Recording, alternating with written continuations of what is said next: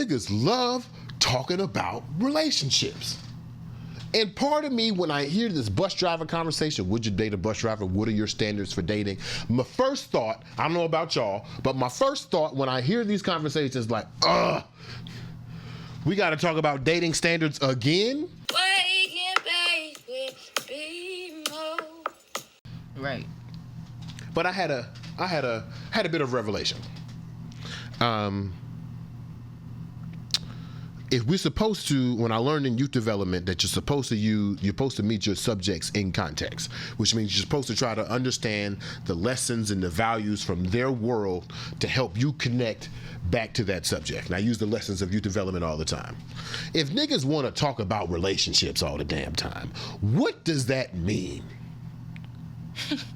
It don't mean, I refuse to accept that talking about relationship standards, and relationship politics means that we're having a lesser conversation. I refuse to accept that. So then what are we doing?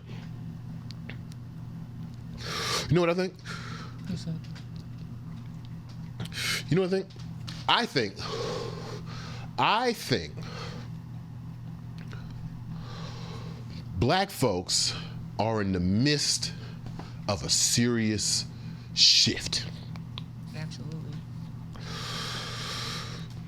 If you believe in the dichotomy, if you believe in a binary between men and women, if you believe that there are power within relationships, which is a different conversation, not necessarily a personal belief of mine, but if you believe in, and there's a lot of people who believe that situation, the power dynamic between black men and black women is shifting. And that shift in that relationship is causing turbulence within our internal relationships. And to dismiss that conversation, to dismiss that turbulence as an inferior conversation, I fear that might be antithetical to liberation. Hear me out. Why are relationship politics so important in the black community? Could it be that the traditional black family, at least as it's defined by the American society, father, mother in house, kid, picket fence, systems of commerce, could it be that that system of relationship between black men and black women is broken? And the constant conversation about these very nuanced and minutiae situations about who you would date, your standards of dating, why you would date them, who get to plate first, who making plates, who making money, would you date a broke boy, that those conversation points are actually critical to the rebuilding of the foundation of the black family. And that by dismissing them, we're actually dismissing the active conversations we need to develop better systems. Okay. We can't get to new blueprints if we don't have discussions about the old blueprints. You don't just create you just don't make new blueprints. You don't just say, you know what? You have to study the old joints first. Why? Why study the old joints first? Because you might just build the old building again. You might build an old blueprint again, calling yourself new. Okay, but. Mm-hmm. Oh, give me a big but. I feel like the same conversations are constantly regurgitated, and at the end of the day, nothing is really ever done. Like, you know, people have their opinions on relationships or, you know, whose role it is to do what, but, you know, there's never any compromise. There's never any meeting halfway. Yeah. Or new blueprints. Like, there's no restructuring of the way our relationships operate. I mean, I agree with you, sweetheart. We keep looking at each other dead in the face. I agree with you, sweetheart, but that's why we're here. I mean, that's why we came back to the show, right? So we can invigorate those conversations. Maybe we could put a new spin on the conversation so that we could come up with some results. We are a solution-based podcast. Yeah. I will say, in watching that clip, though, what I was going to say about Iyanla was when she was describing feminine and masculine energy. And I know some of y'all brains just clicked off, oh my God, you're on your spiritual shit. Okay, if the words bother you, don't worry about you. She was talking about femininity and masculinity. And in the conversation, she said something I never heard before. I had never heard anybody describe intelligence as a negative.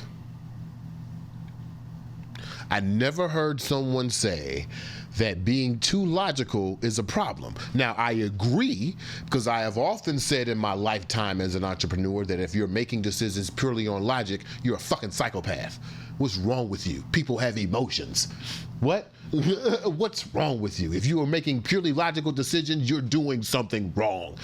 Nobody ever told you that, fellas on the line? If you're making purely logical decisions, you're doing something wrong. Reevaluate your decisions and use empathy, because your heart is the more powerful muscle over your brain. But anyway, when we're talking about masculinity and femininity, they say that masculinity lives in the head and femininity lives in the heart. Therefore, if someone came to you with a problem, something they wanted to discuss, an issue that arose in your community or an issue they had with you, to respond in purely either or is misguided. There must be a balance. If somebody came to you and said, I'm getting evicted tomorrow, can you help me? And you only gave them logical solutions, you've misstepped. If somebody came to you and said, I'm getting evicted tomorrow, and you only gave them empathetic solution, you have misstepped. So there is a balance between the two. Yeah. I don't know if that balance between empathy and logic would ever happen in a conversation outside of relationship politics. Think so? Name another situation, another popular conversation in which the center of the conversation is logic versus empathy. The closest one I can think of is Martin Luther King in the 60s doing all those empathetic moves to try to change the hearts of Americans. But then he realized about 30 days before he died, that shit ain't working.